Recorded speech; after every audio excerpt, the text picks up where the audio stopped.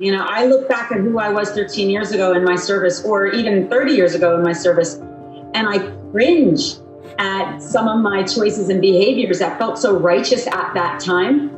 But I have a feeling that in 20, 30 years from now, if I'm still alive, I'll look back at this moment and cringe at some of the choices that I've made. But I won't regret. I will recognize that this was part of the process of becoming whole. In the practice of yoga, we're taught that our liberation is bound and that I can't be free unless we're all free. With that knowing, it part of my practice has to be of service. It has to be about interdependency. It has to be about relationship. Because if it's not, then I know that my own path here in this body at this time is incomplete. So whenever I hear the word selfless service, I've never related to that because my service has always been in conjunction with my own personal evolution. One can't be extracted from the other. It has to be consistent, but it can be small, large, complex, effortless. For some people, their service is raising their kids.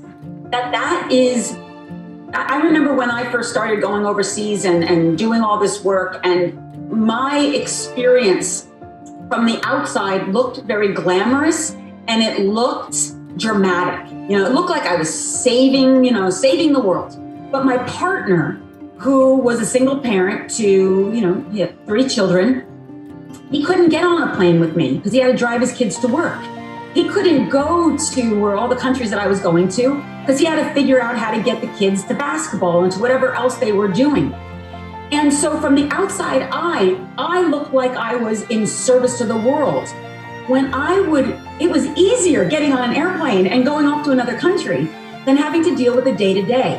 His service was essential. And once the kids grew, that allowed space and freedom for him to show up in the world in a different way. And I think that a lot of people go into that thinking, well, what I'm doing is so small, it's nothing. But it really is the intention that drives it. And if you're willing to see a bigger picture, that if you wake up every day and you're like, I'm going to show up for my family because I want to raise whole and integrated children so that they show up and love this world as much as they love their own family, as much as they love their own safety and security. What better service is that? That changes generation. That changes systems because systems are made up of people. You change the people, you change the systems. So I think that the idea of service and purpose has to be something that's evolutionary. It has to meet you in a way that's sustainable, because if you burn out, then you're no good for anybody. And sometimes there are times where, like for example, I would have to say that my biggest passion beyond anything that I do is animal rights. That I don't have the nervous system to be a frontline activist when it comes to animal rights. For whatever reason, like you could put me in an environment where there's abused children, and my nervous system is grounded and steady and stable. I don't get triggered. And if I do get triggered, I know how to integrate it and process it. And I can actually be useful because emotionally, the attention doesn't orient towards me or my overwhelm. That's not the case when it comes to animals. You put me in a situation where I see an animal being abused and I lose it. I have no capacity for my center. I am incredibly emotional. And as a result, attention gets focused on taking care of me rather than taking care of the issue. So I know that I can't be a frontline activist, but what I can do is give money.